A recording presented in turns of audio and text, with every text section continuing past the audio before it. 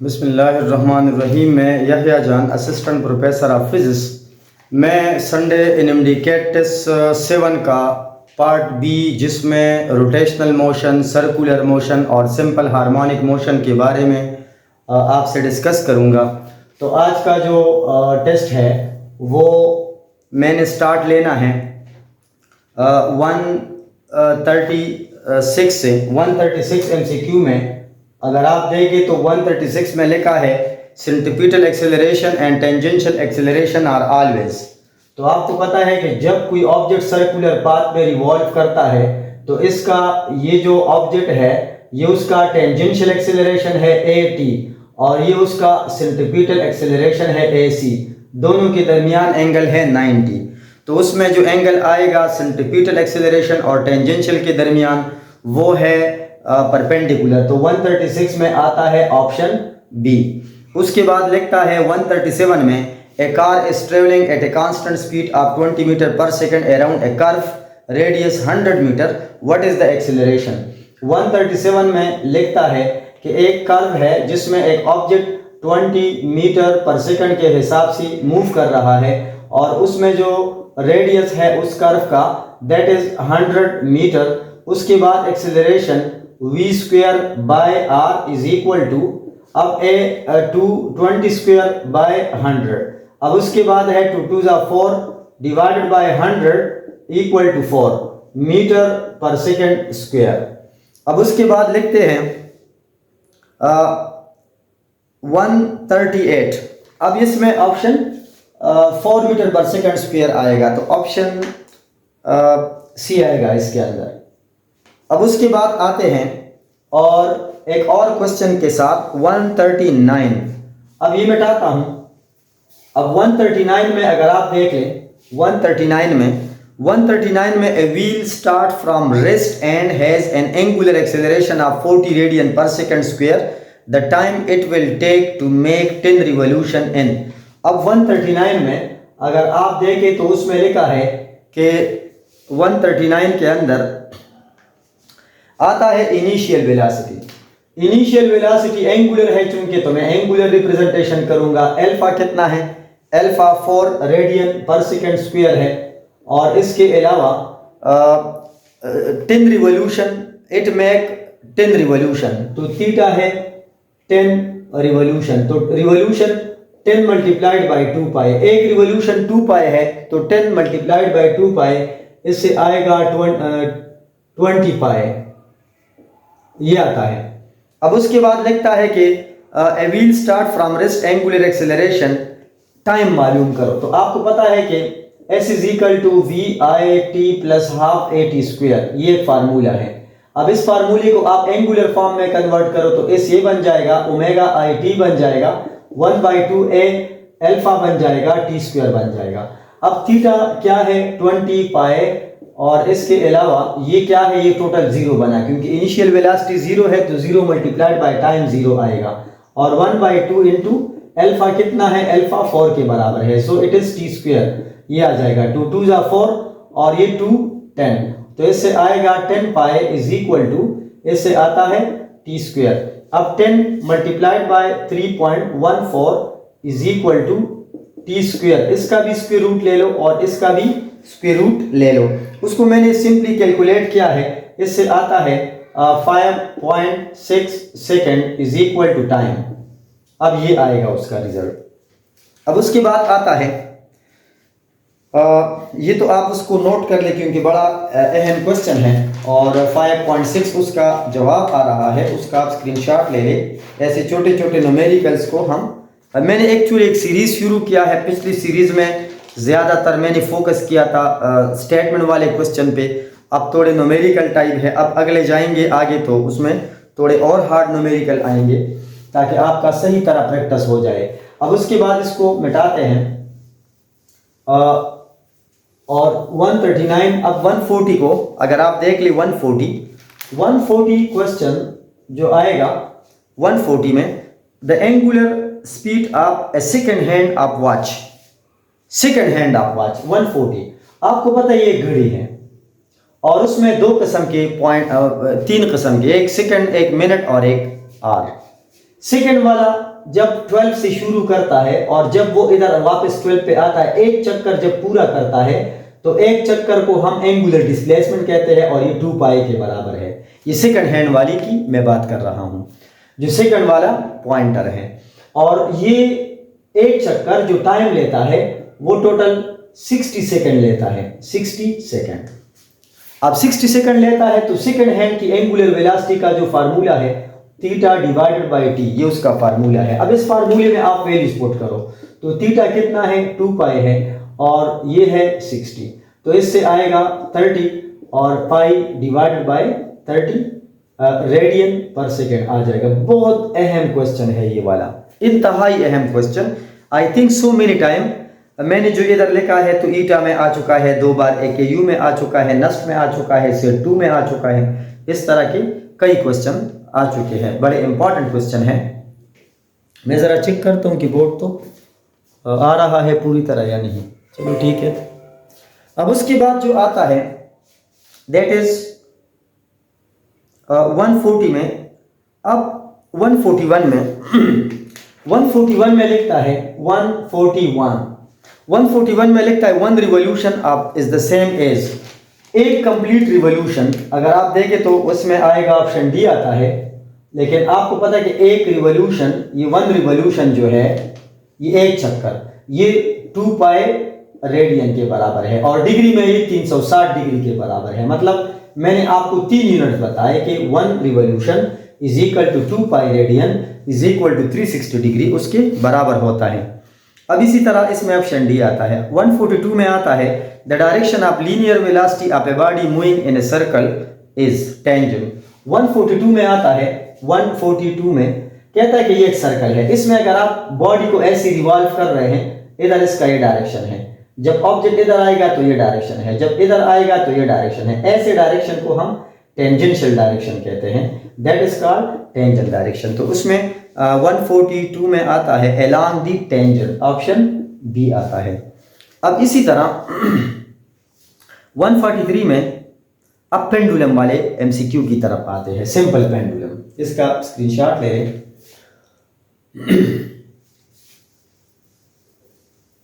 अब आते हैं अब सिंपल पेंडुलम वाले अगर आप देख लें तो उसमें लिखा है सिंपल पेंडुलम के साथ 143 से पेंडुलम शुरू होता है 143। ए सिंपल पेंडुलम ऑसिलेट, मैं थोड़ा इसको एक्सप्लेन करता हूं। कहता है कि एक सिंपल पेंडुलम है, ठीक है। और इस सिंपल पेंडुलम में अगर आप देखें तो ये एक बॉब लटका हुआ है, इसको मैंने ऐसे डिस्प्लेस कर दिया यहां। तो अब देखो, अब मैं काउंट नहीं करता, अब जब यहां से इधर आएगा तो एक बार एम्पलीट्यूड कवर करेगा, जब इधर आएगा तो ये एक दूसरा एम्पलीट्यूड कवर करेगा, जब वापस आएगा तो एक तीसरा एम्पलीट्यूड कवर करेगा, और जब इधर आएगा तो चौथा एम्पलीट्यूड कवर करेगा। ये एक वाइब्रेशन में इतने एम्पलीट्यूड आ गए। लेकिन कहता है कि जब ये पेंडुलम इधर आएगा, मिडल में इस पॉइंट पर आएगा, यानी मैं उसको थोड़ा मेंशन करता हूं आपको। अब ये पेंडुलम जब यहां से यहां पर आएगा तो ये कुल कितना टाइम लेगा? तो ऑप्शन ए में लिखा है T/6 लेगा, T/4 लेगा, T/3 लेगा, T/2 लेगा। ये उसका एक क्वेश्चन था पेंडुलम वाले का। अब देखो, आपको तो पता है कि पेंडुलम जब आगे पीछे मूव करता है तो उसकी डिस्प्लेसमेंट का फार्मूला है x = x0 sin omega t। ये फार्मूला है, ये चैप्टर 7 में हम पढ़ चुके हैं। अगर आप यूनिफॉर्म सर्कुलर मोशन में देखें, वहां हमने रिजॉल्व किया है। ये उसके ये एम्पलीट्यूड है और ये डिस्प्लेसमेंट है। अब कहता है कि ये एम्पलीट्यूड, हाफ एम्पलीट्यूड कितना डिस्टेंस कवर करेगा। तो मैंने एम्पलीट्यूड को x0 से रिप्रेजेंट किया है, उन लोगों ने a से रिप्रेजेंट किया है। तो अब मैं लिखता हूं कि एम्पलीट्यूड a ये a के बराबर है x0। तो ये डिस्प्लेसमेंट क्या है, ये a0 a/2 के बराबर हो जाएगा। यानी पूरा एम्पलीट्यूड a है तो हाफ a/2। मैं सिंबल्स थोड़े चेंज करता हूं। अब इधर आएगा a0/2 आएगा, इधर आएगा बल्कि a कर लें sin ओमेगा t आएगा, ये कट जाएगा 1/2 = sin। अब sin ओमेगा, ओमेगा क्या है? ओमेगा की वैल्यू जो है 2π/t के बराबर है, इंटू टी आएगा। ये ओमेगा की वैल्यू है in term of temperature time period. अब उसके बाद अगर आप साइन को उधर शिफ्ट कर लें तो साइन उधर आकर साइन इनवर्स 1/2 बन जाएगा and 2 pi over T into T बन जाएगा। अब साइन इनवर्स 1/2 क्या है? साइन इनवर्स 1/2 ये 60 डिग्री के बराबर है, और अगर आपको याद हो तो 180 डिग्री पाई के बराबर है, तो 60 ये पाई/3 के बराबर है। तो अब 60 डिग्री ये पाई/3 के बराबर है, तो इधर 60 डिग्री और ये इसकी जगह मैं लिखता हूं पाई/3 और ये आएगा 2 पाई/t। अब पाई से कट जाएगा, क्रॉस मल्टीप्लाई करो, t is equal to t इसके साथ भी आएगा 6t। अब उसको भी डिवाइड करो, इसको भी डिवाइड करो, ये कट जाएगा, तो implies that t is equal to t/6। एक बड़ा इंटरेस्टिंग क्वेश्चन है, एक बड़ा इंपॉर्टेंट क्वेश्चन है, थोड़ा मैथमेटिकल है, लेकिन एक मैथमेटिकल रिलेशन के लिए ये जरूरी है कि आप इन चीजों को समझें। अब लिखा है एक और क्वेश्चन है जो बड़ा जबरदस्त क्वेश्चन है, परसेंटेज चेंज इन पेंडुलम। मैंने पेंडुलम के प्रीवियस टेस्ट में बड़े आसान क्वेश्चन, फार्मूले, रिकॉल, एप्लीकेशन, इसमें थोड़े न्यूमेरिकल टाइप दी हैं, और ये सारे पिछले डिफरेंट टाइप का एक मिक्सचर है, मैंने उनके टेस्ट से लिया है। अब इसका एक स्क्रीनशॉट ले लें। अच्छा, अब उसके बाद आते हैं, ये 144 में आता है 144, the length of a simple pendulum is increase by 1%, the time period will be change bye. अब देखो ना, एक शॉर्टकट फार्मूला है कि चेंज इन टाइम पीरियड का जो फार्मूला है 1/2 और परसेंटेज चेंज इन, ये फार्मूला है। अब इस फार्मूले में आप देखो ना, हर चीज को बस 2 पर डिवाइड करो। अब इधर लिखा है कि 1% अगर हम चेंज करते हैं, अगर इंक्रीज आया तो इधर प्लस लेंगे, अगर डिक्रीज आता है तो माइनस लेंगे, इधर इंक्रीज आया है तो आंसर भी इंक्रीज होगा। 1/2 इंटू 1%। अब 1% को आप 2 पर डिवाइड करो तो इससे आएगा 0.5%, लेकिन इंक्रीज है, चूंकि लेंथ इंक्रीज है तो टाइम पीरियड और लेंथ का इंक्रीज रिलेशन है, तो यहां पर भी इंक्रीज आएगा। 144 में आता है 0.5% increase, option 45 B option 0.5% increase होगा। 146 में आता है 145 में आता है 145 में आता है कि हमारे पास सिंपल हार्मोनिक मोशन में जो ग्राफ है वेलोसिटी का डिस्प्लेसमेंट के साथ, डिस्प्लेसमेंट टाइम का जो ग्राफ है वेलोसिटी और डिस्प्लेसमेंट, उसका ग्राफ कैसे होता है? तो वो आता है एलिप्टिकल। ये कैसे आता है? इसके पीछे फार्मूले से डिफरेंशियल इक्वेशन है, तो वहाँ से आ सकता है, लेकिन चूंकि अभी टाइम नहीं है तो इसी तरह बस ग्राफ इसका एलिप्टिकल आएगा। हर एक चीज़ का सिंपल हार्मोनिक में ग्राफ आएगा। 146 में आता है, 146 में कि अगर आप 146 में आता है कि अगर आप एक if a hole is bored through the center of earth and a pebble is dropped into it will, 2018 का एक क्वेश्चन है, ईटा में आया था, NMDCAT में आया था। अगर हम पूरे अर्थ को ड्रिल करें, ड्रिग करें, एक सुराख बना ले और उसमें एक छोटा सा पेबल गिरा दे, पत्थर गिरा दे, पत्थर का एक बच्चा है, उसको आपने गिरा दिया। अब इस पत्थर के बच्चे को आप गिराओगे, इधर आएगा तो कहता है कि ये दूसरे साइड पे निकलेगा, सेंटर पर आकर रुक जाएगा। मुख्तलिफ ऑप्शन है, लेकिन याद रखो ये जब आएगा तो ये सिंपल हार्मोनिक मोशन सेंटर पे शुरू करेगा, बिकॉज ऑफ इनर्शिया ये आगे पीछे जाएगा and it will execute simple harmonic motion. फिर उसके बाद 147 में लेंथ के साथ एक रिलेशन है, इसमें ऑप्शन सी, 146 में ऑप्शन सी आता है, ठीक है, option C, simple option C. अच्छा चलिए बताते हैं इसको।